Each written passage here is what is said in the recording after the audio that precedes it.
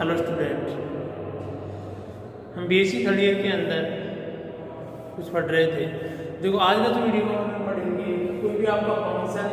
Analytic होने के लिए उसके लिए आवश्यक प्रतिबंध क्या होगा। इससे पहले हमने देखा था कि कोई फंक्शन आपका एनालिटिक फंक्शन कब कहलाएगा। कोई भी आपका फंक्शन है वो आपका फंक्शन एनालिटिक फंक्शन कब कहलाएगा, जब वो क्या करेगा, उसका जो डेरिवेटिव है वो एग्जिस्ट करेगा और साथ में क्या करेगा, वो सीआर इक्वेशन सेटिस्फाई करेगा। अगर वो डेरिवेटिव एग्जिस्ट के साथ में सीआर इक्वेशन को क्या करता है, सेटिस्फाई करता है, तो फंक्शन क्या होगा, आपका एनालिटिक होगा। लेकिन सीआर इक्वेशन कौन सी होगी, ये वाली। डेफिनेशन के अंदर क्या था कि इसका जो डेरिवेटिव एफ डी जेड है वो यूनिक और एग्जिस्ट होना चाहिए आपके पास में। एग्जिस्ट के साथ साथ में क्या होना चाहिए, वो यूनिक भी होना चाहिए। तो वो फंक्शन क्या कहेगा, आपका वहां पर एनालिटिक फंक्शन कहलाएगा। यहाँ हम देख रहे हैं आज भी कोई फंक्शन आपका एफ ऑफ जेड है, उसके एनालिटिक होने के लिए जो नेसेसरी कंडीशन है, जो आवश्यक प्रतिबंध है, वो क्या है आपके पास में। तो आपके पास गिवन एक थ्योरम दे रखी है, वो थ्योरम आपके पास दे रखी है कि फलन f of z u of x y plus iota b of x y के किसी डोमेन डी में कोई फंक्शन दे रखा है u of x y plus iota b of x y, एक कॉम्प्लेक्स फलन है। ये कॉम्प्लेक्स फलन के किसी डोमेन डी में एनालिटिक होने के लिए आवश्यक प्रतिबंध यह है कि कोई फलन कॉम्प्लेक्स फलन u of x y plus iota b of x y domain d में अगर आपका एनालिटिक होने के लिए जो आवश्यक प्रतिबंध है कि उस डोमेन में जो दिया हुआ डोमेन डी है, उस डोमेन के अंदर यू एंड बी को रीमान इक्वेशन को क्या करेंगे, संतुष्ट करेंगे आपके पास में। कि कोई फंक्शन आपको दे देंगे, उसका आवश्यक प्रतिबंध क्या होगा कि उस डोमेन के अंदर क्या होगा कि u और b में जो कोशी रीमान इक्वेशन है, सीआर इक्वेशन है, उनको क्या करेंगे, वो सेटिस्फाई करेंगे आपके पास में। तो क्या आपके पास गिवन क्या है, वो पढ़ते हैं इसको है कि क्या दिया है कि f of z equal u of x y plus iota b of x Y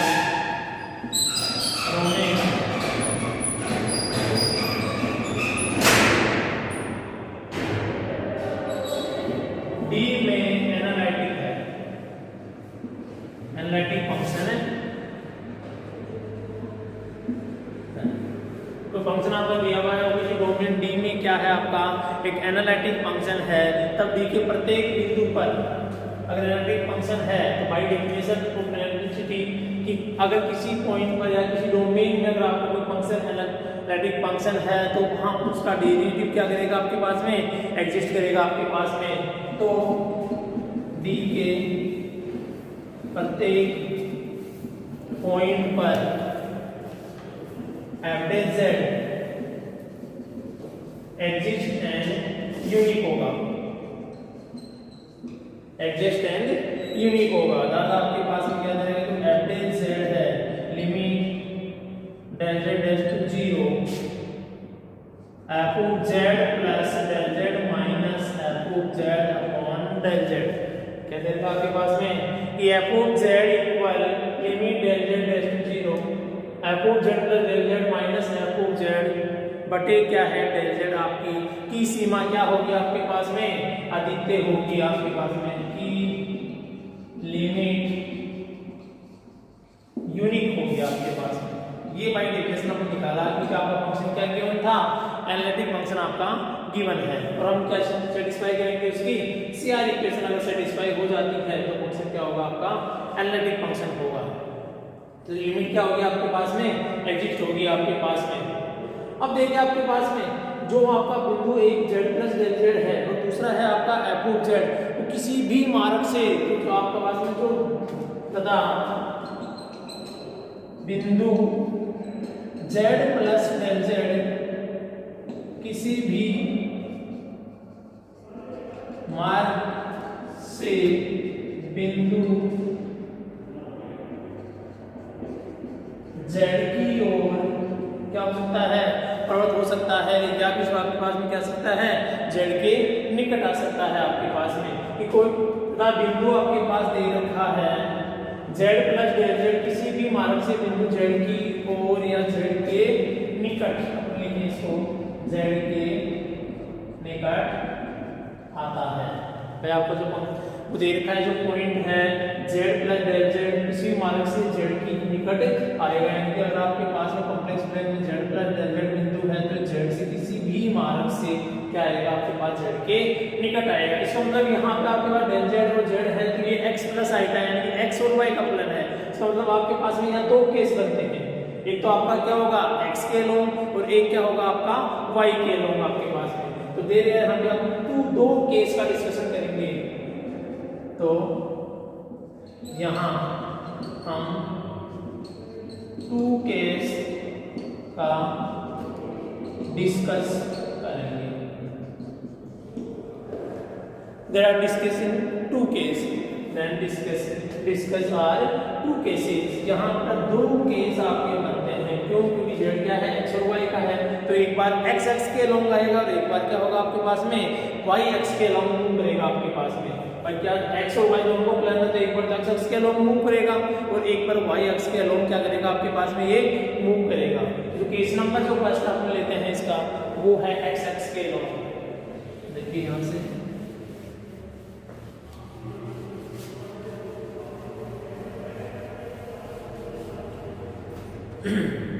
case first, जो केस फर्स्ट दे रखा है उसके अंदर तो आपके पास में f of z plus del z minus f of z upon del z, क्योंकि आपके पास क्या दे रखा है में जो z है आपके पास में, भाई यहाँ पे आप रीड कर रहे हो में जो आपका डेल z है वो along moving del z moving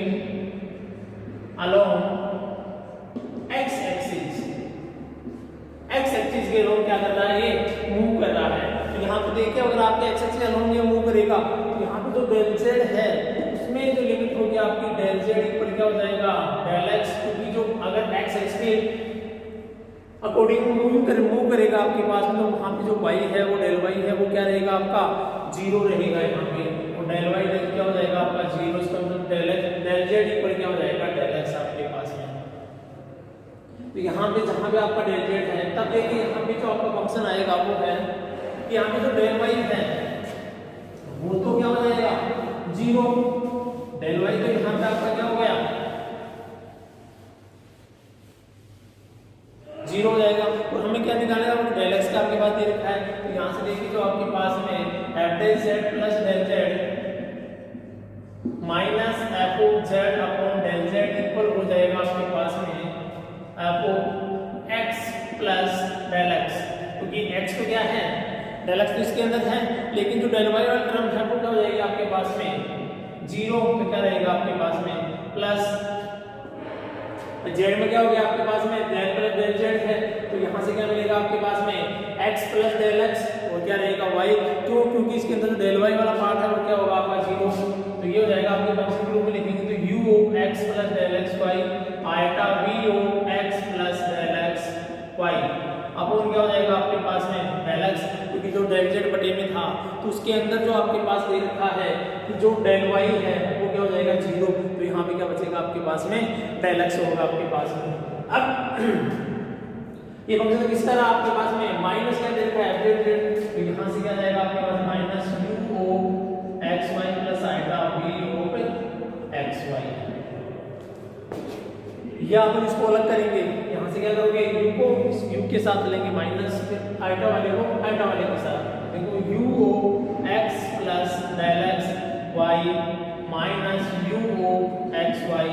upon del x plus iota v of x del x y minus v of x y बटा डेल x, क्या आ गया आपके पास में। अब यहाँ पे आपके पास दे रखा है तो मतलब क्या करोगे आपके पास में इधर दे रखा है z plus del z minus f of z upon del z, ये दे रखा है। अब दोनों तरफ क्या करोगे आप लिमिट लोगे, बिना लिमिट के डेरिवेटिव का तो नहीं रहेगा, यहाँ करोगे taking limit both side, taking limit in both side we get, देखिए लिमिट यहाँ पे डेल z है तो डेल z टेस्ट क्या हो जाएगी जीरो हो जाएगी, ये दे रखा है z plus del z minus f of z del plus del z minus minus f of z upon del Z equal हो गया आपके पास में limit del x tends to 0, क्योंकि यहाँ क्या है डेल एक्स है, तो u of x plus del x y minus u of x y upon del x, u of x upon del x plus यहाँ पे आयोटा दे रखी है, यहाँ भी लिमिट क्या करोगे डेल एक्स, तो डेल एक्स टेंड्स क्या हो जाएगी 0, v of x plus del x Y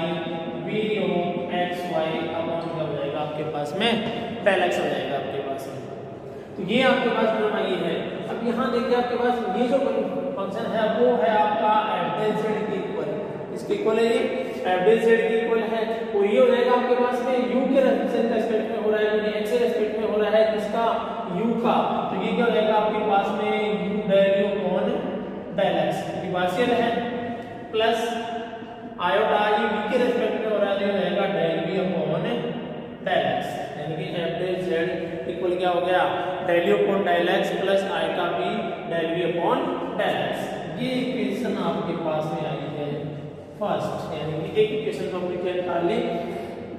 ये किसके अलोंग आई है मूविंग अलोंग x एक्सिस। अगर आपके पास में ऐसे ही हम y एक्स के अलोंग मूव कराओगे आप इसको, तो जैसे इक्वेशन यहाँ प्राप्त हुई आपके पास में वैसे ही इक्वेशन आपके पास में उधर आएगी, तो यहाँ पे आपका एफ डेल जेड क्या आ गया del u upon del x plus iota del v upon del y आपके पास में आ गया। अब अगर ये आपका जो जेड है मूविंग अगर y एक्स के अलोंग मूव कर रहा है आपके पास में, कर लीजिए देखिए आपके डेल y का मूव क्या करेगा ये आपका अलोंग करेगा, तो देखो यहाँ पे आपके पास में जो चेंज होगा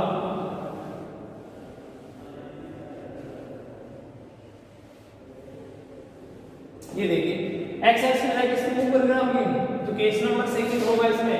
a सेकंड होगा वो अगर में Z moving along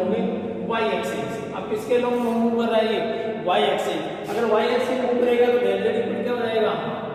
आईटा del y, यानी कि यहाँ पे जो डेल एक्स है डेल क्या हो जाएगा आपके पास में 0 हो जाएगा, जो आपके पास दे रखा है डेल एक्स वाला पार्ट वो क्या हो जाएगा आपके पास में 0 हो जाएगा यहाँ पे। इसका मतलब अब y एक्स के अलोंग क्या निकालोगे, इसका मूव निकालोगे y एक्स के अलोंग ये मूव कर रहा है नहीं कर रहा है। तो यहाँ देखिए अगर आप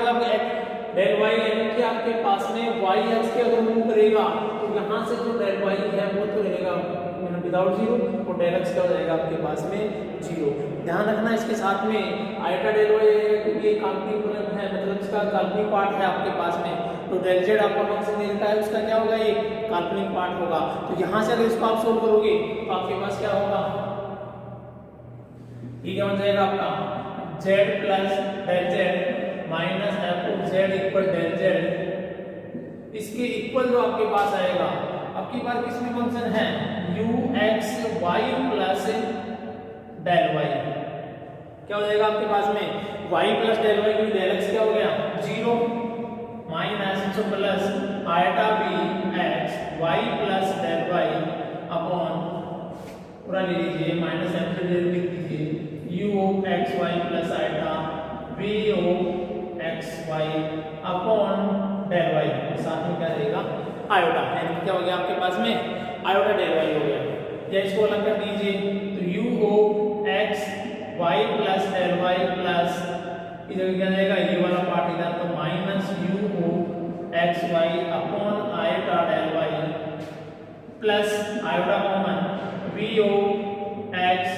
y plus del y minus v of x y upon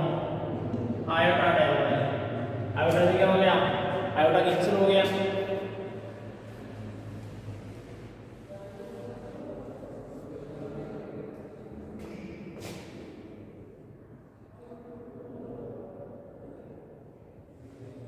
u x plus y plus del y minus ये क्या हो जाएगा आपके पास में, देखो ये किसके हैं y के रिस्पेक्ट में है, साथ में क्या है आयोटा, तो 1 अपॉन आयोटा। जब इसको पहले बजा लोगे लिमिट, बिना लिमिट के इसका डेरिवेटिव है नहीं है, तो यहाँ क्या होगा बोथ साइड लिमिट लोगे तो यहाँ क्या जाएगा लिमिट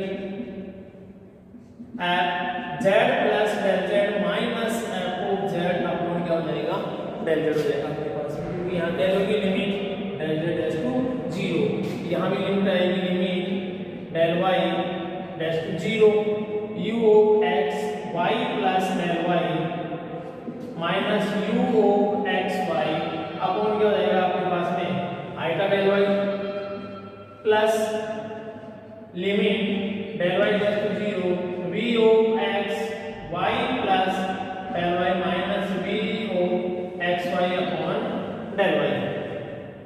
ये हो गया आपके पास में। अब देखिए ये जो फंक्शन होगा ये तो हो गया आपका एफ डेल जेड, ये हो जाएगा u का y के रिस्पेक्ट में, तो 1 अपॉन आयोटा है और del u upon del y plus del v upon del y। और del u upon del y और दूसरा क्या हो गया आपके पास में del u upon del y आपके पास में। अब देखिए यहाँ पे आपके पास फंक्शन तो 1 अपॉन आयोटा है, ये क्या दे रखा है 1 अपॉन आयोटा, तो ये क्या बन जाएगा आपके पास में अगर मैं इसका एफ डेल जेड निकालूंगा तो ये 1 अपॉन आयोटा किसके बराबर होता है माइनस आयोटा के। क्यों? क्योंकि 1 अपॉन आयोटा को अगर आप ऊपर नीचे आयोटा से गुणा करोगे तो आयोटा बटा आयोटा स्क्वायर और ये होता है आपके -1, तो क्या हो जाएगा माइनस आयोटा। तो देखो ये किसका iota del u upon del y plus del v upon del y,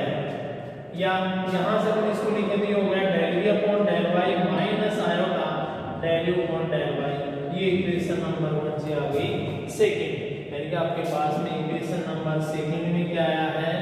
और इक्वेशन नंबर फर्स्ट में दोनों ही एफ डेल जेड के इक्वल है, दोनों क्या है आपके पास में डेरिवेटिव क्या करते हैं इसमें, क्योंकि आपका फंक्शन क्या है एनालिटिक है, डेरिवेटिव एग्जिस्ट करेंगे, दोनों डेरिवेटिव क्या हो जाएंगे आपके पास में इक्वल, यानी कि आपके पास डेरिवेटिव के इक्वल में जो वैल्यू आई है आपके पास में वो क्या है कि जो एफ डेल जेड आपके पास दे रखा है वहां पहले इक्वेशन से ये वैल्यू आ गई, दूसरी इक्वेशन से ये आ गई, तो यहां से देखिए इक्वेशन फर्स्ट एंड सेकंड से क्या आ गया कि एफ डेल जेड इक्वल आ गया आपके पास में del u upon del x plus iota del v upon del x equal, ये भी एफ डेल जेड बराबर ही है और ये जो फलन होगा वो भी किसके होगा एफ डेल जेड के बराबर ही होगा। तो यहां से क्या आ जाएगा आपका del v upon del y minus iota del u upon del y, भाई ये v है ये u है आपके पास में u। अब देखिए यहां पे आपके पास में क्वेश्चन आ गई, तो अब क्या करोगे जब ये दोनों में पार्ट क्या होंगे इक्वल होंगे तो आप क्या करोगे कंपेयरिंग करोगे, कंपेयरिंग देन आपके पास कंपेयरिंग करोगे किसकी रियल पार्ट है imaginary part, comparing the real part and imaginary part, दोनों रियल और इमेजिनरी पार्ट में क्या करोगे यहाँ पे कंपेयर करोगे और कंपेयर करने के बाद जो आपकी चार इक्वेशन है वो हमें यहाँ से मिलेगी, तो del u upon del x बराबर क्या हो जाएगा, ये इसका रियल पार्ट है del v upon del y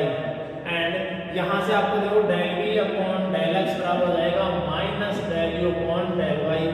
या इसको लिखोगे आप del u upon del y equal minus del v upon del x। तो ये आपके पास में क्या आ गई CR इक्वेशन। तो इक्वेशन थर्ड क्या हो गया आपके पास में कोल्ड CR इक्वेशन। क्यों? यहां पे तो आपके पास में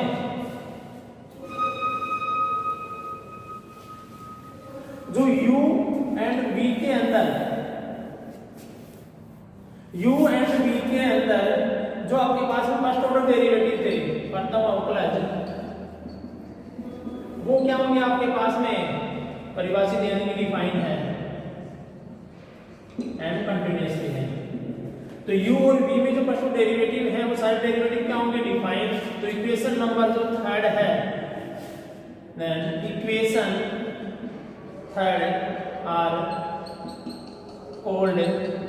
CR इक्वेशन, यानी कि इक्वेशन नंबर थर्ड क्या होगी आपके पास में CR इक्वेशन कहलाएगी। इस प्रकार अगर आपका कोई फंक्शन एनालिटिक है तो क्या करना है CR इक्वेशन को क्या करता है सेटिस्फाई। तो ये क्या हो गया अभी कोई भी फंक्शन के एनालिटिक होने के लिए नेसेसरी कंडीशन होगा, उसका आवश्यक प्रतिबंध होगा कि अगर कोई फंक्शन आपका एनालिटिक है तो क्या करेगा CR इक्वेशन को सेटिस्फाई करेगा। इसके साथ में आपका वैल्यू अपॉन डेल x और वैल्यू अपॉन डेल y है, ये भी क्या होनी चाहिए वहां पर एग्जिस्ट होनी चाहिए आपके पास में, ये भी क्या होनी चाहिए एग्जिस्ट होनी चाहिए। कोई फंक्शन अगर आपका एनालिटिक है तो वो क्या करेगा CR इक्वेशन को सेटिस्फाई करेगा। ये थी आपके पास एनालिटिक फंक्शन की